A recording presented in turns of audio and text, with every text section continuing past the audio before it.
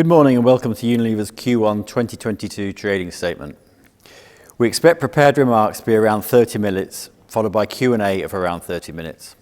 All of today's webcast is available live, transcribed on the screen as part of our accessibility program. First, can I draw your attention to the disclaimer relating to forward-looking statements and non-GAAP measures? And with that, let me hand over to you, Alan.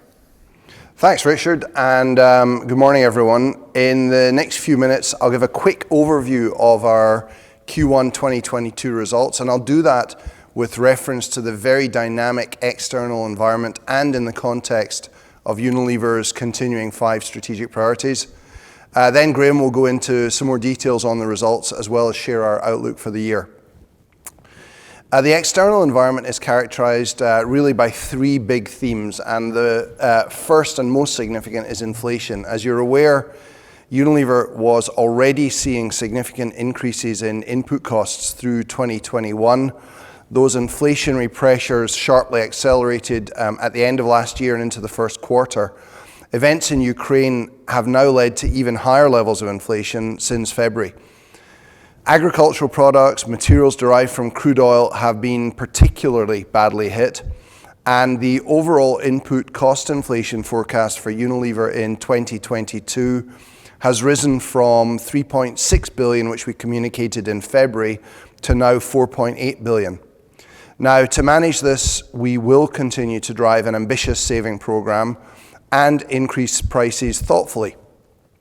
These mitigating actions are really an essential component of our ability to protect the shape of our P&L and so invest competitively in advertising, in R&D, and in CapEx. There is still significant uncertainty around our costs for the second half, and Graham's going to come back to this later. Unilever continues to condemn the war in Ukraine. Our priority has been to protect our people so that they can take care of our businesses. Our business in Ukraine has been severely restricted. We have helped many of our employees to leave the country, and we're supporting both those who have left and those who remain with a variety of financial and practical measures. We've also made substantial donations of product and cash to relief efforts. We will, of course, comply with international sanctions and so suspended all imports and exports of our products to and from Russia. We've stopped all capital inflows, and we've committed to not profiting from our operations in Russia. We're keeping our position under close review, and as we've said many times, our first concern is the safety of our people. COVID is still very much with us. The regional lockdowns in China are a reminder that COVID can still have an impact on both consumer demand patterns and our ability to supply products. However, the picture varies dramatically across geographies, and there are many markets which are returning to a new normal. And it's against this extraordinary backdrop that we have delivered Q1 USG of 7.3%. That comprises 8.3% price growth and -1% volume. We've delivered the strong price growth with only a small impact on volumes, and we think that's due to the strength of our brands. The pricing momentum established during 2021 has continued, with increases being landed across all geographies and all divisions. While we're acutely aware of the pressure on consumers, we believe that increasing prices in response to this extreme commodity cost pressure is the right thing to do. It's critical to enable us to continue to invest in the quality and performance of our brands. We continue to win competitively. 58% of our business is winning market share, and we're being careful not to push pricing levels to a point where we compromise the long-term health of the business. Our market teams are managing the cost-price competitiveness dynamic in real time, market by market, channel by channel, brand by brand, week by week. Strong execution is the mantra in our markets. Let me now get into a little bit of detail about Q1 through the lens of Unilever's 5 strategic priorities captured in our Compass strategy.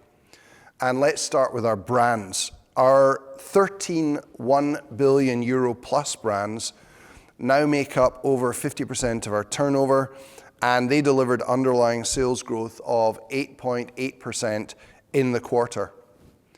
Our growth is being underpinned by bigger, better innovation and a constant focus on product superiority validated by continuous testing. Dove has successfully introduced its new core body wash into Europe, North America. The new formulation is true to the brand's core moisturization promise, and it includes new ingredients which support the skin's self-moisturization process so that it transforms even the driest skin in just one shower. Knorr has introduced zero salt stock cubes into 15 markets, cracking that technical challenge of offering a product that's rich in flavor but with zero salt. And this enables us to access the growing salt-sensitive segment of the market and meet the needs of a growing number of consumers across all ages and demographics. And the Dirt is Good Core relaunch offers superior cleaning at the lowest washing temperatures and is now rolled out across 35 markets. The products are made from naturally derived cleaning actives and enzymes. The packaging is much more sustainable. It's 100% recyclable. It's got more recycled plastic. In fact, it's got up to 80% less plastic than before. Consumers are responding very well to the superior mix. The brand's winning share and brand power measures are at their highest ever levels. Our second strategic pillar is to move the portfolio into high growth spaces. In the Q4 results presentation, we shared quite a bit of detail on the growth performance of our acquired businesses. And in the first quarter, the acquisitions that we've made since 2017 grew at 14.8%. And as the chart shows, this drove 80 basis points of accretion to our USG. Prestige Beauty growth of 14% was driven by continued good performance in skincare, with a step up in hair and makeup, with Tatcha, Living Proof, and Hourglass all growing strong double digits. In functional nutrition, Q1 USG was 18%, and that reflects particularly strong growth from the Liquid IV and Ollie brands. Organic portfolio evolution and the priorities that we set for innovation and ongoing investment also have a key role to play alongside acquisitions and disposals.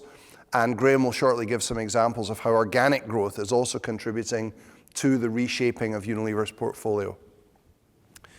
Now, 2022 has begun well for our priority markets, the US, India, and China, and we have strong business winning reads for all three.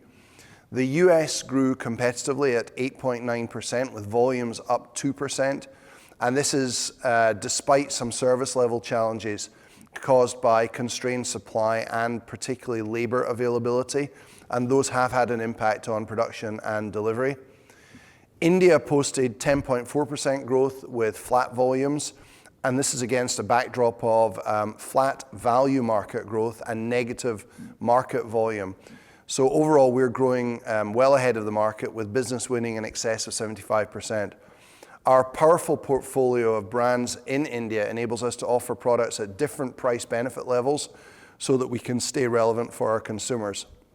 And our brands are successfully championing and opening up new demand spaces in India. For example, laundry capsules, the development of the mayonnaise market with Hellmann's, and this is all with a relentless focus on product superiority and consistently excellent operational execution. And we have been able to navigate tricky market conditions. We're well placed for the challenges ahead. And China delivered 6.4% growth, which was volume led. There was limited impact in Q1 from the regional lockdowns, but we are expecting a larger impact in Q2, especially from our big food solutions business in China. It's not only demand which has been impacted, but also supply. We have a couple of factories around Shanghai, and those have now been shut for several weeks. You can see that all three markets grew well, and that's on top of strong first quarter performances in 2021. Next, leading in channels of the future. Well, eCommerce grew 27% in the quarter, with growth coming from all the main sub-channels. In just 5 years, eCommerce has grown from 2% of Unilever's turnover to 14% now in this quarter. We've invested significant resources in channel expertise, channel-specific innovation, and our tech capabilities, and we're going to continue to do so. We are increasingly designing products with the specific requirements of the e-commerce channel in mind. For example, in recent months, we've launched Persil Dilute at Home. You can see the Robine dry wash that neutralizes odors, it straightens wrinkles, restores the shape of clothes. and Dove body wash in a beautiful Forever bottle with e-commerce friendly concentrated refills. As we set out at the start of the year, our new operating model will support our purpose-led, future-fit organization and culture.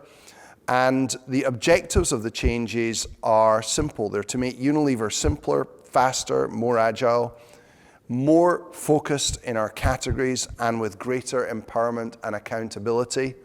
It's a simple model with 5 business groups, a lean corporate center, and a low-cost technology-driven transactional backbone called Unilever Business Operations. We've made very good progress on the implementation of the new structure. All senior leadership teams have now been appointed, and we're on track for the new organization to be fully operational on July the 1st. And now I'd like to hand over to Graham for a bit more detail on our Q1 performance. Graham. Thanks, Alan. Good morning, everybody. We delivered 7.3% USG with strong pricing, further building on the improving growth performance that we saw in 2021. All 3 divisions had a solid quarter despite strong comparators, with Q1 being the highest quarter of USG and volume last year. Underlying volume growth was -1%, which, in the context of significant price increases, showed elasticity either within or somewhat lower than we had anticipated. There was some benefit from weaker comparators in parts of the business, such as food solutions, with the food service channel reopening. We are delivering continued good performance in business winning, and our brand strength and product relevance with consumers are allowing us to price responsibly while maintaining competitiveness. This is a balance that we'll have to continue to navigate in the months ahead. The majority of the volume decline was seen in European and Latin American home care and was driven by both pricing action and high prior year comparators. COVID continues to impact our markets. In China, as Alan has said, we saw the introduction of lockdowns towards the end of the quarter. In other markets, we saw some moderation of e-commerce growth as people returned to physical store shopping, and in out of home, we are seeing the benefits of people starting to travel, socialize, and eat out again. If we click down into the performance through the regional lens, our largest region, Asia-AMET-RUB, grew 9.1% with 8.5% price and 0.5% volume. Priority scale markets, India and China, both performed strongly, as Alan's just mentioned. Elsewhere in the region, Indonesia is starting to turn around, growing nearly 7% with good performance from beauty and personal care and in foods from scratch cooking products. The actions we are taking to address our Indonesia performance are beginning to bear fruit, but we have more work to do over the coming quarters in terms of strengthening our brand's value proposition and focusing on the quality of our distribution in the trade. Despite increasing consumer confidence, inflation is impacting the Indonesian consumer, and we are seeing continued downtrading to lower price packs. Latin America grew 10% in Q1 with 16% price and -6% volume. Price growth of 16% is a further step up from Q4, which was 14%, as cost inflation continues to increase in Latin America. Despite a long history of this dynamic there, the scale and breadth of the price increases is unprecedented, and while we will continue to price, we will do this responsibly, remaining mindful of the consumer and the long-term health of our businesses there.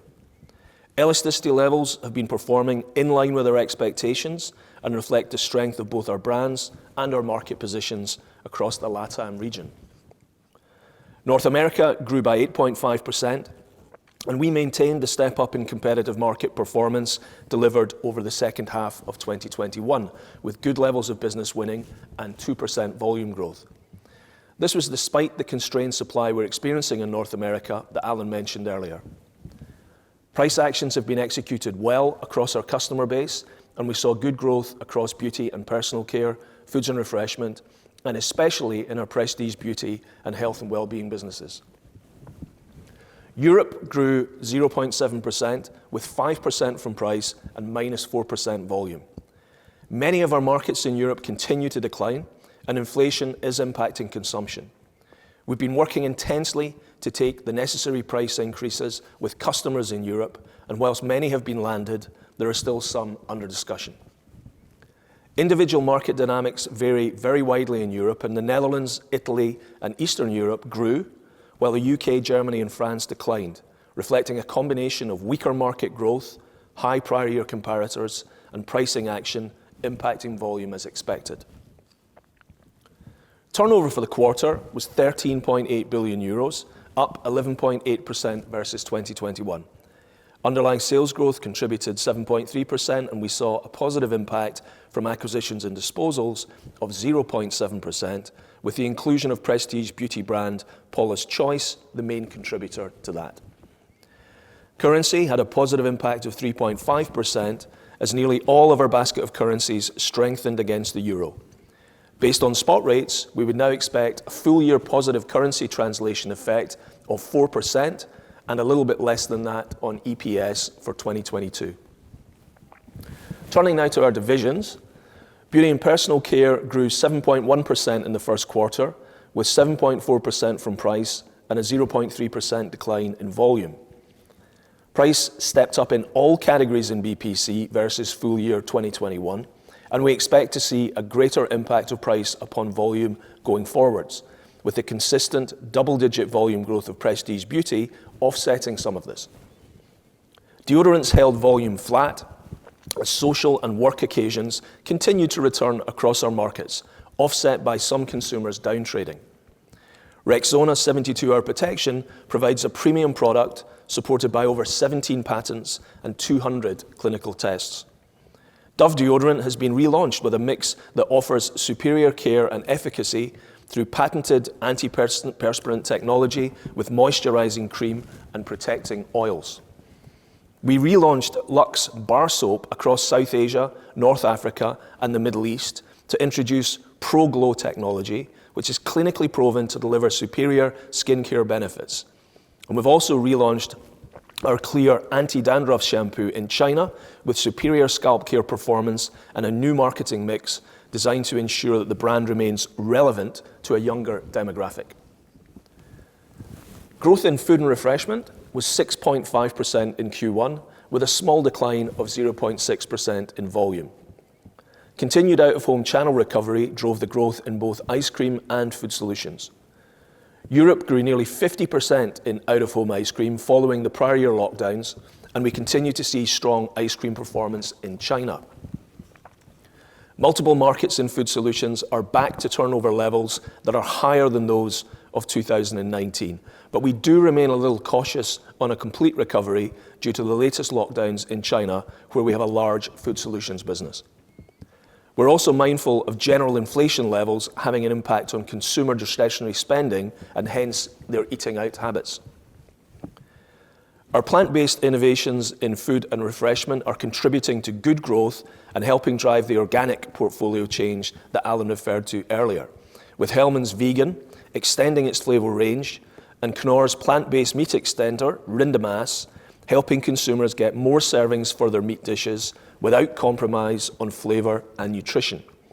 And the Vegetarian Butcher has partnered with Domino's to bring the irresistible pepperoni pizza to markets across Europe with all of the taste and texture and experience of animal-based pepperoni. The Hellmann's Food Waste campaign has been a very notable success, especially in the US, with the hashtag #MakeTasteNotWaste Super Bowl campaign featuring Gerard Mayo. The campaign drove higher earned impressions and higher engagement than the previous year's campaign, and this translated into higher brand equity, market share, and growth. Turning to home care grew 9.2% in Q1 21, with strong price growth of 12.5% and a volume decline of 2.9%, mostly across European and Latin American home care markets. In Europe, we have a combination of declining markets and pricing action, whereas in Latin America, it is more closely linked to price increases. This quarter saw the launch of a new range of fabric conditioners, which protect consumers' clothes from damage and keep them looking better for longer. And we also launched Comfort Fragrance Beads in China. Sunlight Naturals dishwash liquid was extended into Chile and Vietnam, and this is a product that uses the world's first biosurfactant, which is 100% renewable, 100% biodegradable, and also gentle on hands. Dirt Is Good, which you'll know is the Omo brand in many markets, introduced dilute at home laundry liquids containing unique and exclusive technology which enables us to offer super concentrated products for dilution in the home, and that also allows us to reduce plastic packaging by 90% and the water in the manufacturing and distribution chain by 70%. Let me shift gears now and move to the cost environment, how inflation is impacting our business, and how we are managing it. There are widespread inflationary pressures, which we spoke about in detail last quarter, and there has been significant change in the world since then. Recent months have seen large price movements in the key commodity markets, and it is a very wide spectrum. From tea and coffee, where prices have fallen, cocoa, which is flat, to palm oil, crude oil, and natural gas prices, which have increased significantly. We've highlighted on this chart some of the largest commodities for Unilever, and you can see that many of these sit at the upper end of the range of price inflation.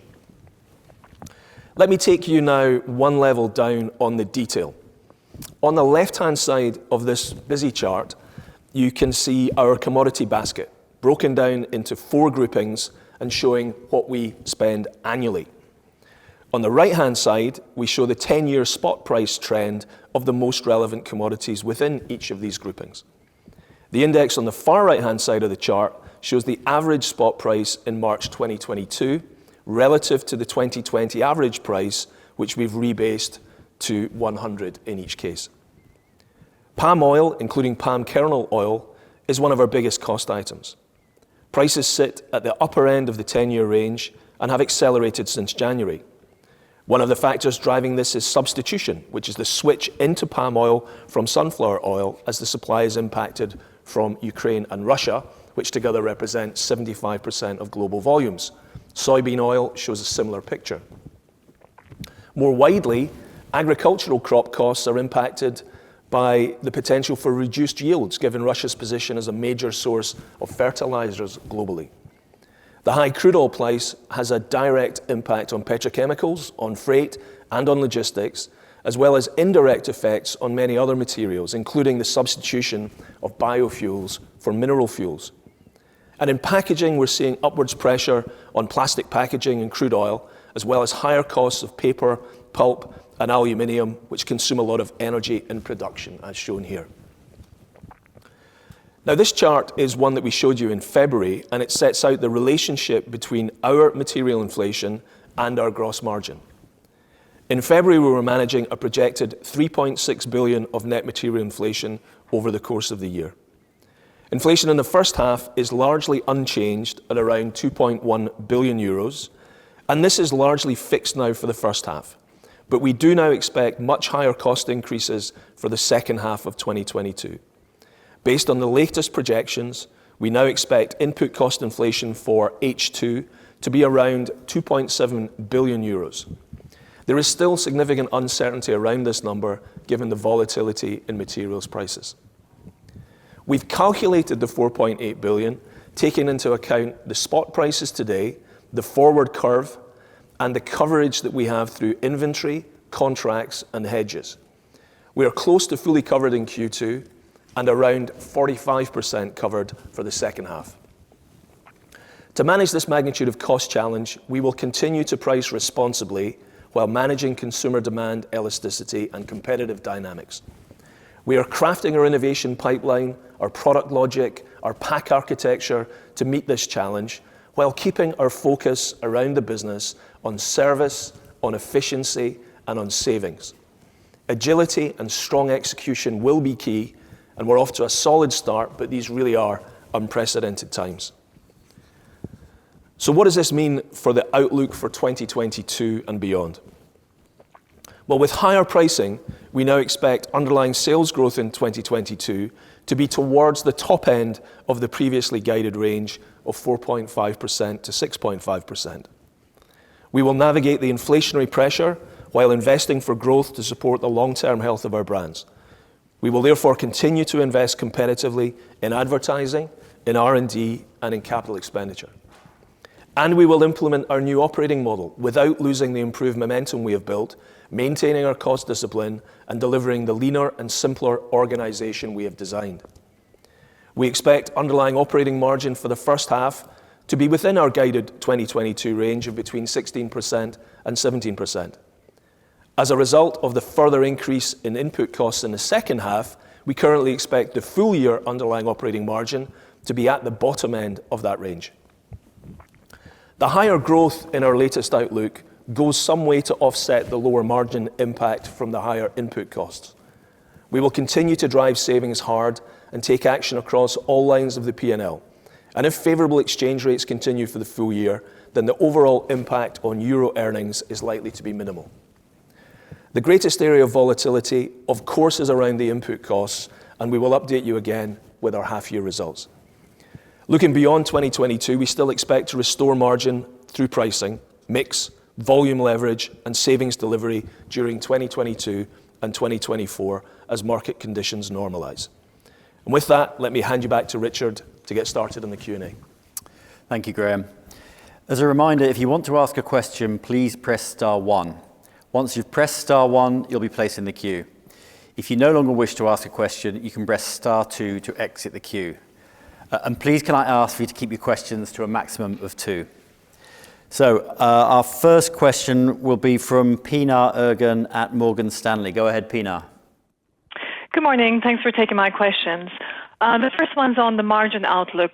Could you please explain to us why your margin outlook has got more cautious despite a higher pricing outlook? Are you more exposed to certain raw materials like you were indicating on palm oil?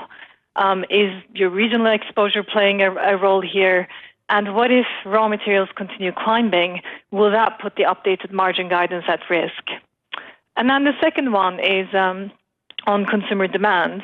Unilever is among a small group of consumer companies who've highlighted that consumer demand is getting weaker in response to higher pricing.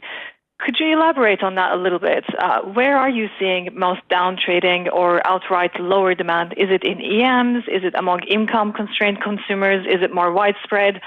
And maybe more importantly, what are some of the steps you're taking to prepare for the quarters ahead, assuming pressures on consumers do not abate? Thank you. Graham, why don't you take the question on margin outlook and I'll talk about consumer demand. Sure thing. Good morning, Pinar.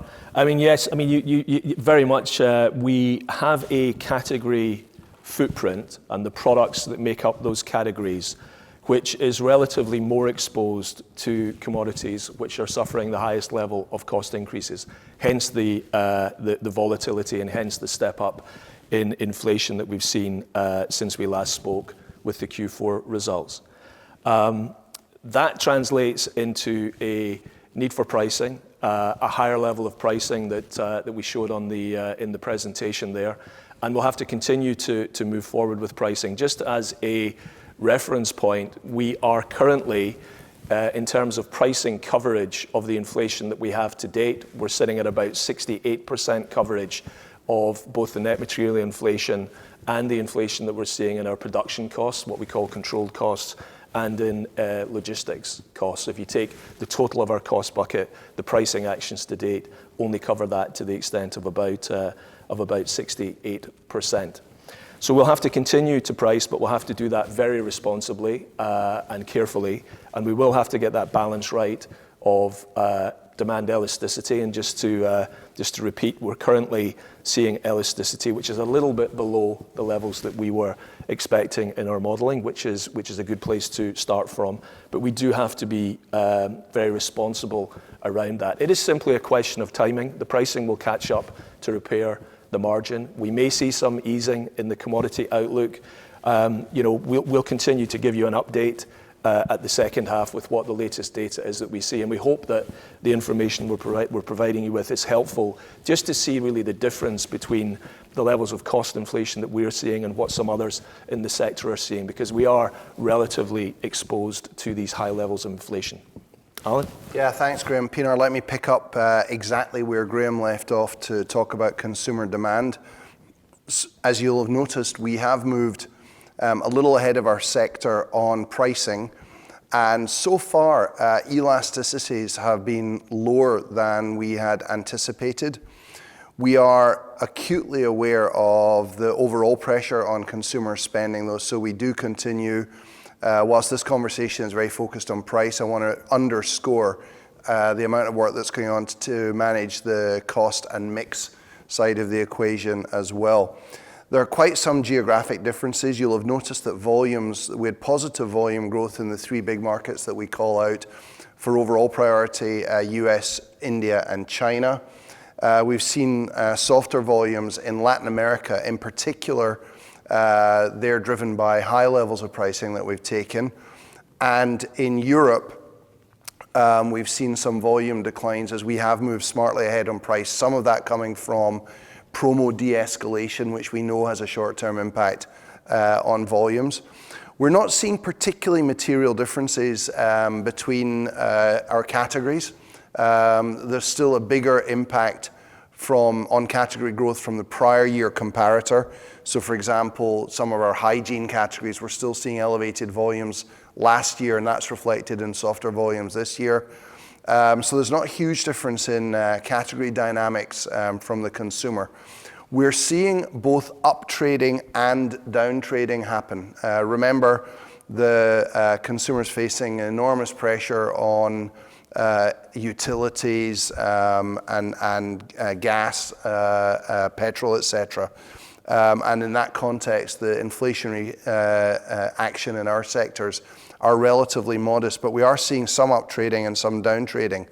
And the biggest answer to your question on steps that we're taking is to play our portfolio. In most categories in most countries, we have a good, better, best offering. So about 45% of our business is in the mid-tier segment, 35% in the premium segment, and unusually versus our peers, we have 20% in the value segment. And that provides some insulation from down trading. So we have to look at this in quite a nuanced way, geography by geography, and look at our portfolio through this value, mid-tier, and premium segment on how we'll manage demand going forward. Thanks, Pinar. Thanks, Alan.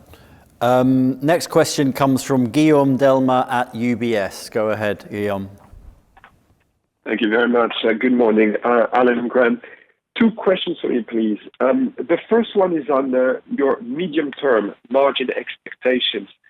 Because if I remember well, back in February, you were talking about a margin being restored after 2022 with, I think you were using the word the bulk coming back in 2023. This morning, the wording seems to be slightly different. I think in the press release and again on the call, Graham, you talked about during 2023 and 2024. So my question here is, are you effectively signaling that your margin recovery could take more time than you initially anticipated? And I guess related to this point, just some clarification. When you talk about margins being restored, do you mean going back to their 2019 levels of 19% plus? And then my second question is on volume growth. I mean, we've seen some mid-single-digit volume contraction already in regions like Latin and Europe. So I was wondering, what impact does this have on your capacity utilization? And basically, do you quickly get to a point whereby volume weakness creates additional margin headwinds? Thank you. Graham, you seem to be being asked a lot about margin outlook, so why don't you take Guillaume's first question, and I'll come back on volume growth. Okay. Morning, Guillaume. I guess your question is, what gives us confidence we can repair margins within 2 years when the visibility and cost is so very low? And it's a very good question. And yes, we have, we are being a little bit more nuanced with the language that we're using around that. It's obviously uncertain, and we have to make assumptions around it. I want to be clear that we're not setting a new margin target or anything like that, and it's not a margin reset. But there is a lot of uncertainty and volatility around the costs, so it is difficult to be certain about the future. Couple of things to say. We've run some scenarios, and really it's illustrative of the past experience that we've had historically, and also the resilience of our model and the fact that over time we're able to price responsibly and recover high levels of cost inflation. Now, what we're assuming in the recovery of margin over 23 and 24 is some normalization in cost inflation. And just remember that we will have seen in 21 and 22, if the 22 outlook stays where we see it at the moment, we will have seen 6 billion euros of cost inflation over those 2 years. And if we weren't pricing, by the way, that would be about a 900 basis point impact on the margin of Unilever. So clearly we have to catch up with price and do that responsibly. The other assumption that's required is that we get some carryover of pricing from 22 into 23 with relatively normalized pricing thereafter.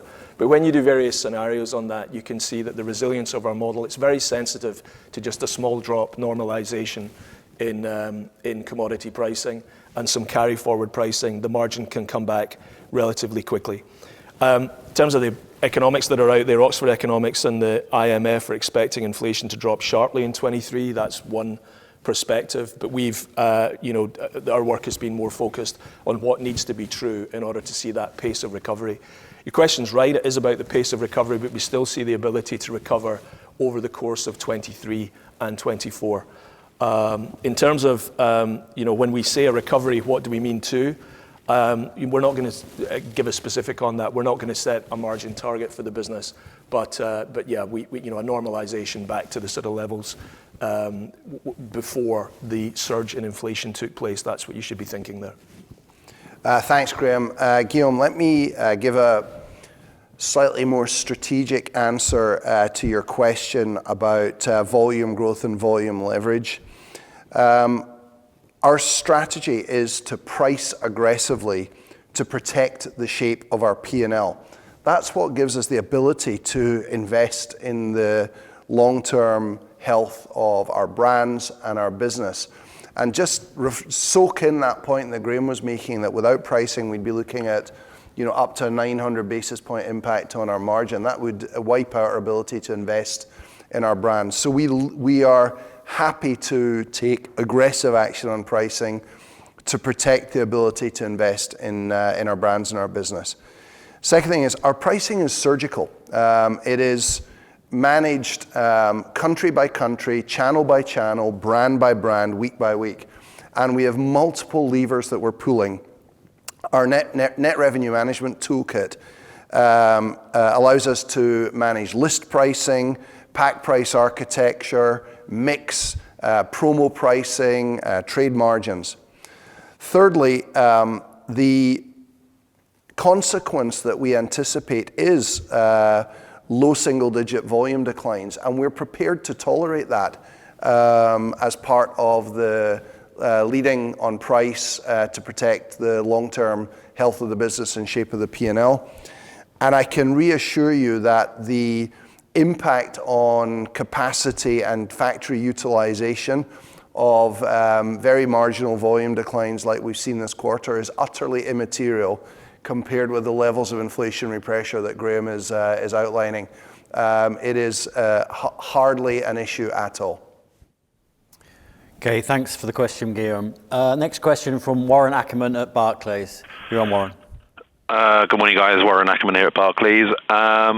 First one is, can I just check on some of the investment lines, R&D, CapEx, and particularly brand and marketing investment this year, just given what's going on with inflation? What is your expectation for brand and marketing in absolute and as a percentage of sales? And as a corollary to that,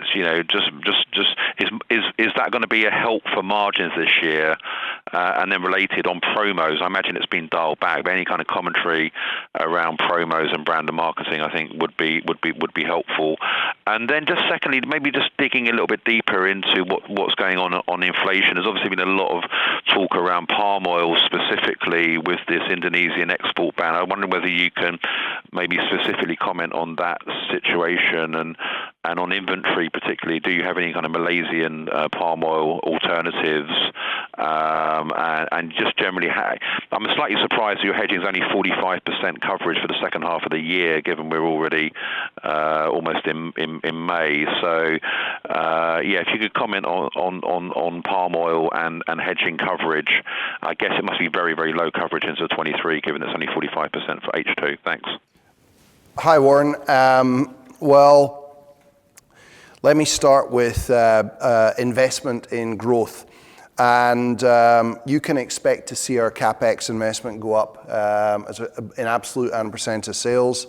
And we're getting a great ROI on R&D, so we would like to see that continue to move in a positive direction. BMI, our watchword is competitiveness. So we absolutely will make sure that our marketing investment, particularly in media, is at competitive levels. We will not be using, it was implicit in your question, Warren, will we be using BMI as a way of getting to a margin target? And the answer is no, we will not. We will invest what it takes to remain competitive, and we believe that we can do that within the margin guidance that we've given. All that being said, of course, it remains a very volatile situation. But our business winning is in good shape, 58% on a moving annual total. Actually, I would expect that might come down a little bit in the couple of quarters as we lead on pricing.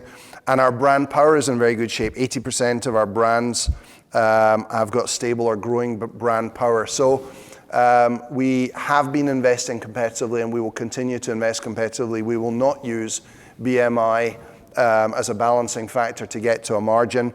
And we do expect some promo de-escalation, but actually we will remain competitive on promo spend as well. Then on commodities and palm in particular, on this one I think there's a lot of false information out there.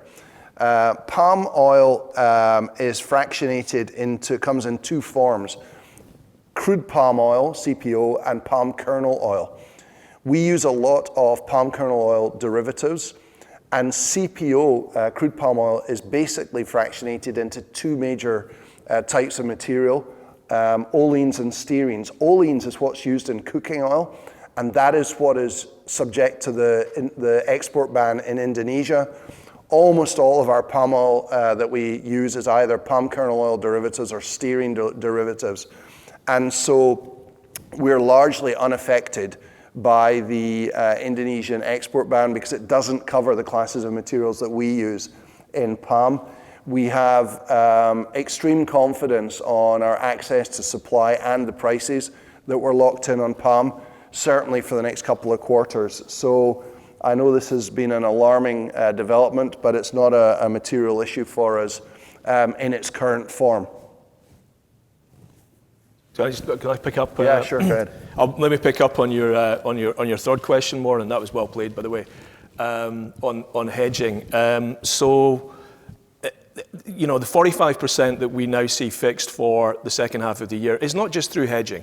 The principal amount of hedging is through the contracts we have in place, through the inventories that we've purchased, as Alan's just said, when it comes to Indonesian CPO. So, you know, there's a combination of hedging, but you know, a lot of it is through the long-term contracts and buying that we put in place and the inventories that we carry. We can only hedge commodities if there's a market for it. And across our 20 billion or so buying base of commodities, that is possible on about 40% of that total spend, so about 8 billion. And of course, hedging requires use of forwards and other contracts, which in the volatility we're seeing right now with the high inflation, you know, it's not as simple to extend hedges out in the same way that you could when inflation levels were at the sort of normalized 200 to 300 million a year, Warren. So I hope that's a little bit of context on it. Don't think of it so much as hedging. Think of it as all the activities that we do within our procurement organization to buy the inventory, to contract for the longer term, to negotiate the impact of break clauses. That's where you see the change in the dynamic of buying right now, the competitiveness of the buying process, the contractual terms, the sort of break clauses and reset clauses, and the amount of inventory that you can secure and the term of that inventory. That's what's changed within the marketplace. It's become much shorter in that sense. Okay, thanks, Graham. Quick to next question from James Edward Jones at RBC. Go ahead, James. Yeah, good morning, team. A couple of quick ones, please. Firstly, the reorganisation, I think you started implementing the changes this month. Could you just give us an update on how it's going so far? Any disruption? What's working well? What's working not so well? And secondly, I might have missed it, but I don't think you've given us the rolling 12-month market share numbers, percent gaining and holding share. Could you just give us that, please? Yeah, sure, James. Let me take both of those. The second one's a straightforward one. I mentioned it in the last answer, actually, that we're at 58% of our business winning share on a moving annual total basis, which is the number that we report. And that is only where we're winning, not where we're holding. So we have a very binary measure on market share, and the number that you're looking for is 58%. I do, frankly, think that might be a high water mark over the next couple of quarters as we take the lead on pricing. But it's a very positive indicator of the health of our brands and the way they're holding up to the pricing that we're taking. As far as the reorganization's going, I must say we're very pleased with the progress. We're fully on track. We've appointed all leadership teams across the company have now been appointed. The new business group presidents are starting to develop their sharpened strategies for the 5 business groups. But accountability for delivering Q1 and Q2 remains with the current organization. And in fact, we've incentivized the organization for first half delivery in its current shape, just to make sure that no balls are dropped. And you asked, where is the disruption? Well, we're not seeing any disruption at the moment. I think if I characterize the mood in the company, there is almost universal enthusiasm for the new, simpler, more streamlined organization. There is some personal anxiety in particularly our kind of middle management about what does this mean for me and when will I know my future? And the answer to that question is over the next 5 weeks. So by the time we're into June, everyone in Unilever will know their destination role, and there will be some people leaving the company as a result of that. That's part of the savings delivery that we've committed to. Thanks, James. Thanks, Alan. Straight to Martin Deboo at Jefferies for our next question. From me, the first one, I guess, is sort of how do we map uncharted territory on the top line and relative to guidance? If I look at your Q1 pricing and I look at the implied exit pricing and I look at the quantum of commodity inflation, it would seem to me that we're heading for the first time in Unilever's history for a double-digit pricing climate, either for the whole year or parts of the year. Tell me if I'm wrong, but that just seems to be where it's going to me. So the question is obviously one of elasticity, and what your guidance would suggest that if I'm right, you think you're going to have probably 3 to 4% volume decline this year, i.e. significantly worse than Q1 and against easier comps. So I think the first question is, you're not going to give me a forecast, but am I thinking about the moving parts of top line correctly, and why are you expecting elasticity to go up through the year? I obviously understand there is a debate about long-term versus short-term elasticity. Second question is relatively straightforward. Trian, two simple questions. Are you aware that they have a presence on your shareholder register? And secondly, if they do, have you had or have they requested a meeting with you? Yep. Actually, Martin, I'll take both of those. I'm not going to comment on individual discussions with current or potential shareholders. We just don't do that. And so I'm afraid I'm going to leave you wanting on the second half of your question there. As far as pricing and volumes, I think we are in uncharted territory. I'm not sure if I would say it's unprecedented in Unilever's history, but certainly in the last 2 or 3 decades, we are entering territory that we've not been in on pricing. I want to highlight, though, the difference in pricing between the developed world and the D&E world. The 8% price roughly in Q1 splits more or less 5 in the developed world and 10 in the developing world. And our D&E markets are quite used to that type of level of pricing because they're used to dealing with the double jeopardy of pricing from inflationary pressures from materials as well as from forex shifts. And so I think our confidence around D&E markets and pricing is fairly high. The US is holding up extremely well, and we've, as you've seen, taken pretty substantial increases in the US. I think Europe is a tougher environment. And part of the way we've realized pricing in Europe is by de-escalating promo activity. And I think that has had a short-term impact on volumes. But we are, yes, in aggregate, moving into high levels of pricing, and we're, I think, more uncertain about the impact in developed markets than we are in D&E markets. As far as specific volume declines are concerned, as you've seen, we're restricted to only 1% volume impact from 8% price in Q1, and we're not going to give precise numbers but for the full year, but it will be low single digits. And in that regard, I would characterize that as a manageable volume decline. Okay, thanks, Alan. Thanks. Thanks for the question, Martin. Straight to Celine Pannuti at JP Morgan. Go ahead, Celine. Thank you. Good morning, everyone. My first question maybe is a follow-up, but on pricing, you did say that your pricing action would help you to cover 68% of the cost. If I take 8% pricing, I get to a 6.2 billion cost number, which would be above the 4.8, probably the extra SG&A cost inflation you're seeing. Is that right? Am I looking at the right number? And that would mean that pricing maybe not accelerating through the year. So if you could help us on that. And the second question is on US volumes. Could you say how much of your US now is in prestige and nutrition? Because I see that in Nielsen data, the volume sequentially worsened, and yet your volume sequentially improved. So I just want to understand what's the discrepancy here. Thank you. Graham, why don't you take the first part? Yes. Hi, Celine. Morning. So the price coverage, just to anchor you in it, a price coverage of 100 would mean what do you have to price in order to restore margin back to 100%? The percentage margin, not the absolute profit margin, but the percentage margin back to 100%. And the 68% that I shared earlier is where we are at the end of Q1. So you can't extrapolate that out. Sort of to Martin's point, we have to continue to accelerate on pricing in order to deal with the higher level of cost inflation that we're seeing. So we're not there yet. We're at 68. Over time, we will bring that back to 100. That's going to take us through this year into 23 and 24 in order to get there. So that hopefully explains that.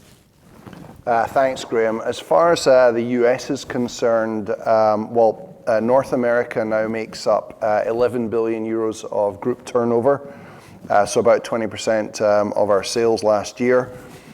Within that, our global business units, primarily prestige and vitamins, minerals, and supplements, represents 1.5 to 2 billion euros.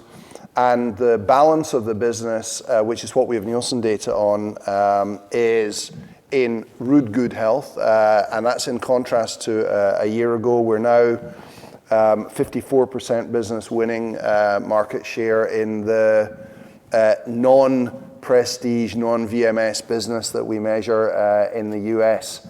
And so hopefully that gives you some sense of the numbers, Celine, on the absolute size of the business, the size of the global business units, and the health of our mass business in the US. Thanks, Alan. Next question from John Ennis at Goldman Sachs. Go ahead, John. Hello, good morning, everyone. My first question's on input sourcing and supply continuity. I guess with the number of supply and procurement challenges, will there be a need for either reformulations or SKU rationalization in certain business areas from your side? I'm just interested in hearing what your contingency plans are in this current challenging environment. And then my second question's on volume trends in Europe. I guess it was the region which looked as having the highest level of elasticity. Can you give a bit more context here by category and whether this was more volume or mix driven from down trading? And given the timing of price negotiations in Europe with retailers, which I assume only really had a partial impact in the first quarter, is it fair to assume that you're expecting volume trends to further deteriorate in Europe? Thank you. Thanks. Hi, John. I'll take the first question there about input sourcing. And let me start with a blanket statement, which is, despite extraordinary commodity markets and high levels of inflation, physical shortages have not been a characteristic of our business, and nor do we expect it to be a characteristic going forward. So our ability to source materials has been very high. That being said, we do continuously work on product logic. That's our word for reformulation, as a way of accessing savings. So harmonizing the types of oils that we're using in our products, harmonizing the chocolate type across ice creams, simplifying and reducing the number of colors in bottles and on labels. Using thinner and lighter deodorant cans means that we're using less aluminium.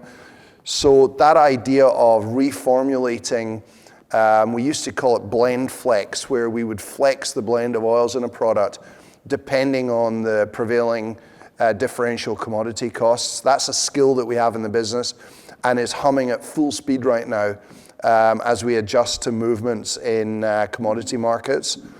SKU rationalization is a very healthy part of our ongoing business. So we are constantly planting and pruning. We're introducing new SKUs and pruning the tail constantly, but not specifically because of commodity inflation right now. It's just an essential part of running a healthy business. Maybe after covering input sourcing, I'll hand over to Graham to perhaps decompose Europe a little bit more. Yeah, hi John. Just clicking into Europe in particular through the volume lens, but let me talk generally first about pricing in Europe. I mean, pricing was 5.4% in the first quarter, and it was 0.7% in the fourth quarter. But I think one of the interesting things to bear in mind is that Europe has structurally been, for many years, a deflationary market for Unilever. It's been -1% to 2% pricing. So the change to 5% pricing needs to be seen in the context of a part of the world where in our categories it's been strongly deflationary for many years. So the pricing in effect relative to the norm is a little bit higher than the 5% that we report. Now that's a significant change, as I said, in the deflationary environment of the past, but it's absolutely needed, as Alan has said, to protect the P&L shape and to protect our ability to continue to invest in our brands and our business over the long term. Now there are a couple of things that impact the volume result that you see for Europe. First of all, there's quite a lot of market volume decline in Europe, particularly in food and refreshment, which is 60% of our European turnover. And what you're seeing there is that you're seeing the back year impact of the boost that we saw in food and refreshment through COVID lockdown. So still an element of high back year comparisons, etc. Then there's another dynamic that is taking place is price increases, of course, and there are pricing windows and a very structured customer dynamic in Europe. I said in the speech that we've made good progress, but we're not closed on everything in Europe. There are certain windows and certain negotiations are still ongoing. And the third dynamic, John, is that we have done some promo optimization. We've taken promos down in terms of depth and frequency. That's to try and stabilize prices ahead of list price increases coming forward, which we're negotiating. And also promo de-escalation and promo efficiency as a means to lever price. An example of the customer negotiations that are still ongoing would be in Germany, in particular, where we're still working very diligently to come to an agreement there. Okay, thanks, Graham. Now, time has just hit the hour, and I know everybody has a very busy day, so we'll bring the call to a close there. If you do have any further questions, please email the IR team, and we'll set up a time to speak to you. Thanks, everybody, and enjoy the rest of the day.